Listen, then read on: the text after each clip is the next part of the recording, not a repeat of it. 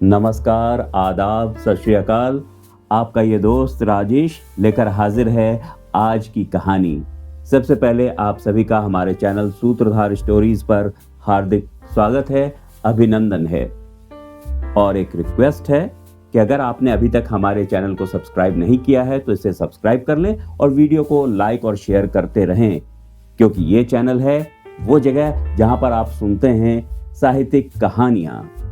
तो चलिए चलते हैं अब सीधे कहानी की ओर। प्रस्तुत है मुंशी प्रेमचंद जी की मशहूर कहानी नशा। ईश्वरी एक बड़े जमींदार का लड़का था और मैं एक गरीब क्लर्क का, जिसके पास मेहनत मजूरी के सिवा और कोई जायदाद न थी। हम दोनों में परस्पर बहसें होती रहती थीं। मैं जमींदार की बुराई करता, उन्हें हिंसक पशु और खून चूसने वाली जोंक और वृक्षों की चोटी पर फूलने वाला बंझा कहता। वो जमींदारों का पक्ष लेता, पर स्वभावतः उसका पहलू कुछ कमजोर होता था, क्योंकि उसके पास जमींदारों के अनुकूल कोई दलील न थी। ये कहना कि सभी मनुष्य बराबर नहीं होते, छोटे बड़े हमेशा होते रहते हैं और होते रहेंगे, लचर दलील थी। किसी मानुषीय या नैतिक नियम से इस व्यवस्था का औचित्य सिद्ध करना कठिन था। मैं इस वाद विवाद की गर्मा गर्मी में अक्सर तेज हो जाता और लगने वाली बातें कह जाता, लेकिन ईश्वरी हार कर भी मुस्कुराता रहता था। मैंने उसे कभी गर्म होते नहीं देखा। शायद इसका कारण ये था कि वो अपने पक्ष की कमजोरी समझता था। नौकरों से वो सीधे मुंह बात न करता था। अमीरों में जो एक बेदर्दी और उद्दंडता होती है, उसका उसे भी प्रचुर भाग मिला था। नौकर ने बिस्तर लगाने में जरा भी देर की, दूध जरूरत से ज्यादा गर्म या ठंडा हुआ, साइकिल अच्छी तरह साफ नहीं हुई तो वो आपे से बाहर हो जाता। सुस्ती या बदतमीजी उसे जरा भी बर्दाश्त न थी, पर दोस्तों से और विशेषकर मुझसे उसका व्यवहार सौहार्द और नम्रता से भरा होता था। शायद उसकी जगह मैं होता तो मुझ में भी वही कठोरताएं पैदा हो जाती जो उसमें थी, क्योंकि मेरा लोक प्रेम सिद्धांतों पर नहीं, निजी दशाओं पर टिका हुआ था। लेकिन वो मेरी जगह होकर भी शायद अमीर ही रहता, क्योंकि वो प्रकृति से ही विलासी और ऐश्वर्य प्रिय था। अब की दशहरे की छुट्टियों में मैंने निश्चय किया कि घर न जाऊंगा। मेरे पास किराए के रुपए न थे और न मैं घर वालों को तकलीफ देना चाहता था। मैं जानता हूँ वे मुझे जो कुछ देते हैं वो उनकी हैसियत से बहुत ज्यादा है। इसके साथ ही परीक्षा का भी ख्याल था। अभी बहुत कुछ पढ़ना बाकी था और घर जाकर कौन पढ़ता है। बोर्डिंग हाउस में भूत की तरह अकेले पड़े रहने को भी जी ना चाहता था। लेकिन जब ईश्वरी ने मुझे अपने घर चलने का न्योता दिया तो मैं बिना आग्रह के राजी हो गया। ईश्वरी के साथ परीक्षा की तैयारी खूब हो जाएगी। वो अमीर होकर भी मेहनती और ज़हीन है। उसने इसके साथ ही कहा, लेकिन भाई एक बात का ख्याल रखना, वहां अगर जमींदारों की निंदा की तो मामला बिगड़ जाएगा और मेरे घर वालों को बुरा लगेगा। वो लोग तो आसामियों पर इसी दावे से शासन करते हैं कि ईश्वर ने आसामियों को उनकी सेवा के लिए ही पैदा किया है। आसामी भी यही समझता है। अगर उसे सुझाव दिया जाए कि जमींदार और आसामी में कोई मौलिक भेद नहीं है तो जमींदारी का कहीं पता न लगे। मैंने कहा, तो क्या तुम समझते हो मैं वहां जाकर कुछ और हो जाऊंगा? हाँ, मैं तो यही समझता हूं। तो तुम गलत समझते हो। ईश्वरी ने इसका कोई जवाब ना दिया। कदाचित उसने इस मामले को मेरे विवेक पर छोड़ दिया और बहुत अच्छा किया। अगर वो अपनी बात पर अड़ता तो मैं भी जिद पकड़ लेता। सेकेंड क्लास तो क्या, मैंने कभी इंटर क्लास में भी सफर न किया था। अब की सेकेंड क्लास में सफर करने का सौभाग्य प्राप्त हुआ। गाड़ी तो 9 बजे रात को आती थी, पर यात्रा के हर्ष में हम शाम को ही स्टेशन पर जा पहुंचे। कुछ देर इधर उधर सैर करने के बाद रिफ्रेशमेंट रूम में जाकर हम लोगों ने भोजन किया। मेरी वेशभूषा और रंग ढंग से पारखी खानसामों को यह पहचानने में देर न लगी कि मालिक कौन है और पिछलग्गू कौन।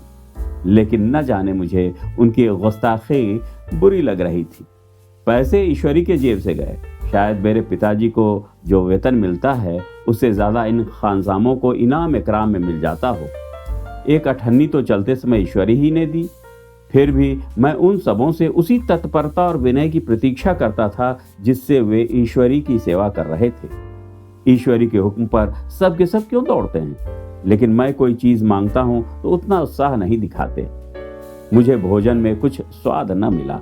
वो भेद मेरे ध्यान को संपूर्ण रूप से अपनी ओर खींचे हुए था। गाड़ी आई, हम दोनों सवार हुए। खानसामों ने ईश्वरी को सलाम किया, मेरी ओर देखा भी नहीं। ईश्वरी ने कहा, कितने तमीजदार हैं ये सब, एक हमारे नौकर हैं कि कोई काम करने का ढंग नहीं। मैंने खट्टे मन से कहा, इसी तरह अगर तुम अपने नौकरों को भी 8 आने रोज इनाम दिया करो तो शायद इनसे ज्यादा तमीजदार हो जाएं। तो क्या तुम समझते हो ये सब केवल इनाम की लालच में इतना अदब करते हैं? जी नहीं, कदापि नहीं। तमीज और अदब तो इनके रक्त में मिल गया है। गाड़ी चली। डाक थी। प्रयाग से चली तो प्रतापगढ़ जाकर रुकी। एक आदमी ने हमारा कमरा खोला। मैं तुरंत चिल्ला उठा, दूसरा दर्जा है, 2nd क्लास। उस आदमी ने डब्बे के अंदर आकर मेरी ओर एक विचित्र उपेक्षा की दृष्टि से देखकर कहा, जी हाँ, सेवक भी इतना समझता है, और बीच वाले बर्थ पर बैठ गया। मुझे कितनी लज्जा आई कह नहीं सकता। भोर होते होते हम लोग मुरादाबाद पहुंचे। स्टेशन पर कई आदमी हमारा स्वागत करने के लिए खड़े थे। 2 भद्र पुरुष थे, 5 बेगार। बेगारों ने हमारा लगेज उठाया। दोनों भद्र पुरुष पीछे पीछे चले। एक मुसलमान था, रियासत अली, दूसरा ब्राह्मण था, राम हरख। दोनों ने मेरी ओर अपरिचित नेत्रों से देखा, मानो कह रहे हैं, तुम कौवे होकर हंस के साथ कैसे? रियासत अली ने ईश्वरी से पूछा, ये बाबू साहब क्या आपके साथ पढ़ते हैं?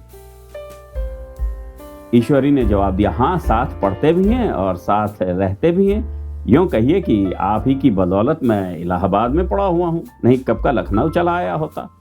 अब कि मैं इन्हें घसीट लाया। इनके घर से कई तार आ चुके थे, मगर मैंने इनकारी जवाब दिलवा दिया। आखिरी तार तो अर्जेंट था, जिसकी फीस 4 आने प्रति शब्द है, पर यहां से भी उसका जवाब इनकारी ही गया। दोनों सज्जनों ने मेरी ओर चकित नेत्रों से देखा, आतंकित हो जाने की चेष्टा करते हुए जान पड़े। रियासत अली ने अर्धशंका के स्वर में कहा, लेकिन आप बड़े सादे लिबास में रहते हैं। ईश्वरी ने शंका निवारण की, महात्मा गांधी के भक्त हैं साहब, खद्दर के सिवा कुछ और पहनते ही नहीं। पुराने सारे कपड़े जला डाले। यूं कहो कि राजा हैं। 2.5 लाख सालाना की रियासत है, पर आपकी मूरत देखो तो मालूम होता है अभी अनाथालय से पकड़कर आए हैं। राम हरख बोले, अमीरों का ऐसा स्वभाव बहुत कम देखने में आता है, कोई भांप ही नहीं सकता। रियासत अली ने समर्थन किया, आपने महाराज चांगली को देखा होता तो दांतों उंगली दबाते, एक गाढ़े की मिर्जई और चमरौढ़े जूते पहने बाजारों में घुमा करते थे। सुनते हैं एक बार बेगार में पकड़े गए थे, उन्हीं ने 10 लाख से कॉलेज खोल दिया। मैं मन में कटा जा रहा था, पर न जाने क्या बात थी कि ये सफेद झूठ उस वक्त मुझे हास्यास्पद न जान पड़ा। उसके प्रत्येक वाक्य के साथ मानो मैं उस कल्पित वैभव के समीपतर आता जाता था। मैं शहसवार नहीं हूं, हाँ, लड़कपन में कई बार लद्दू घोड़ों पर सवार हुआ हूं। यहां देखा तो 2 कलां रास घोड़े हमारे लिए तैयार खड़े थे। मेरी तो जान ही निकल गई। सवार तो हुआ, पर बोटियां कांप रही थीं। मैंने चेहरे पर शिकन न पड़ने दिया। घोड़े को ईश्वरी के पीछे डाल दिया।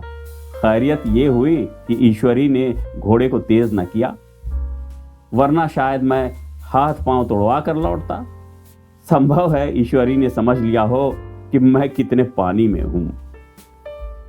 ईश्वरी का घर क्या था? किला था। इमाम बाड़े का सा फाटक, द्वार पर पहरेदार टहलता हुआ, नौकरों का कोई हिसाब नहीं, एक हाथी बंधा हुआ।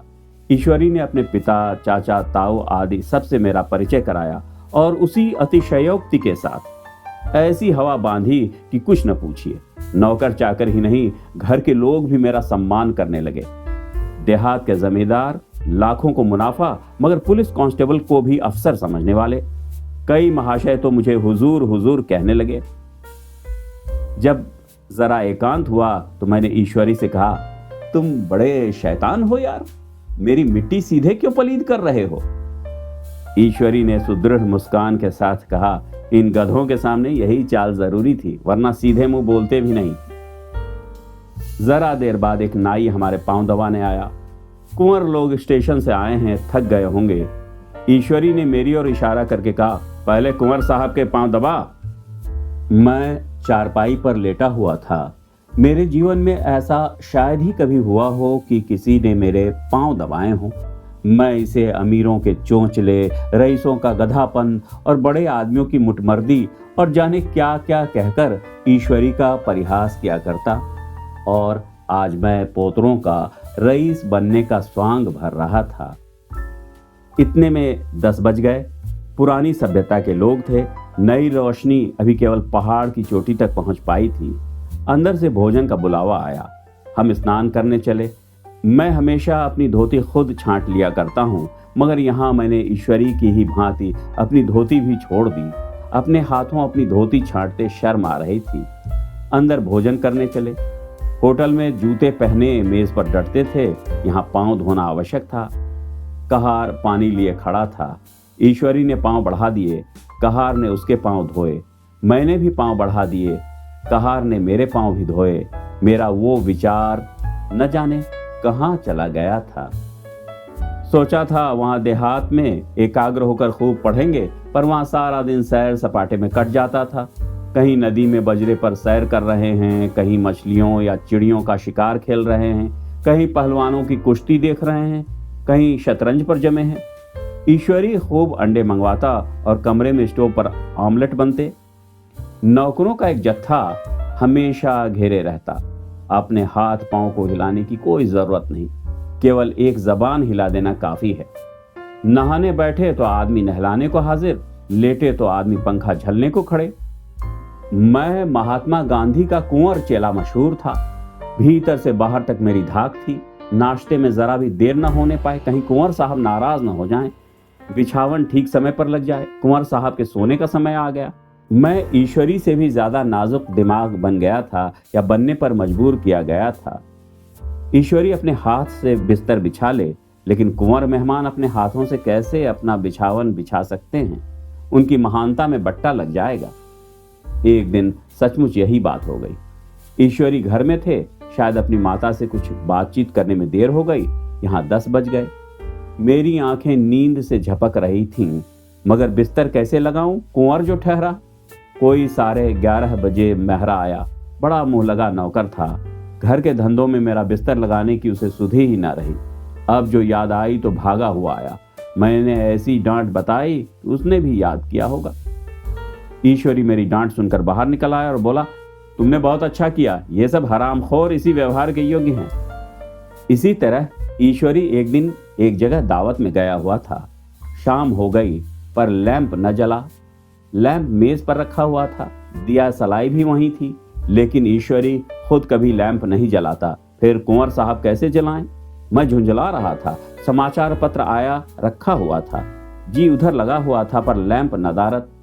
दैवयोग से उसी वक्त मुंशी रियासत अली आ निकले।